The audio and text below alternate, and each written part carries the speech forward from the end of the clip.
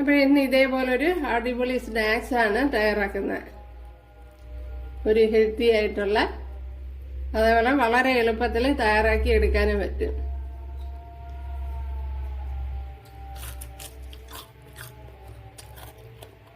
അപ്പോൾ ഈ വീഡിയോയിലേക്ക് പോകാം. ഹായ് കൂട്ടുകാരെ, സൈലം ബ്ലോസിലേക്ക് സ്വാഗതം. ഇന്നൊരു അടിപൊളി സ്നാക്സ് നോക്കാം. അതിനുവേണ്ടി ഞാൻ ഇതേപോലെയുള്ള കായാണ് എടുത്തിരിക്കുന്നത്. നമ്മളെവിടെയൊക്കെ പൊന്തം കായ എന്നാണ് പറയുന്നത്, അതാണ് എടുത്തിരിക്കുന്നത്. അപ്പോൾ ഇത് രണ്ടെണ്ണത്തിൻ്റെ തോടിയും കളഞ്ഞിട്ടുണ്ട്. അപ്പോൾ ഇതിൻ്റെ തൊലിയൊന്ന് കളഞ്ഞെടുക്കുക. ഇതേപോലെ ആദ്യം ഒന്ന് കട്ട് ചെയ്ത് ഇതേപോലെ എടുത്തിട്ട് ഇനി ഇതിലേക്ക് അപ്പോൾ കഴുകിയെടുക്കൊണ്ട് വന്നതാണ്. കുറച്ച് കടലമാവ് ചേർത്ത് കൊടുക്കുക.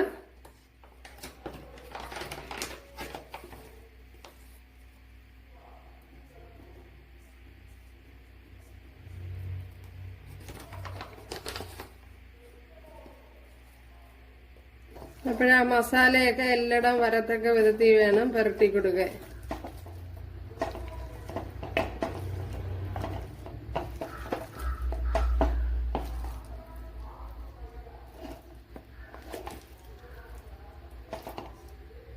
കണ്ടല്ല, ഇത് തന്നെ മതിയാവും.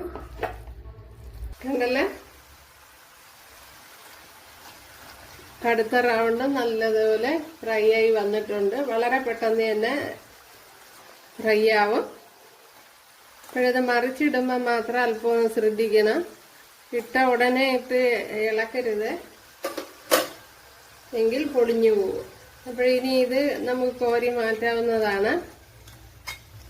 നല്ല കിലുകില ആയിട്ടുണ്ട്. ഒരുമിച്ച് തന്നെ കോരി മാറ്റണം, അല്ലെങ്കിൽ കരിഞ്ഞു പോകും.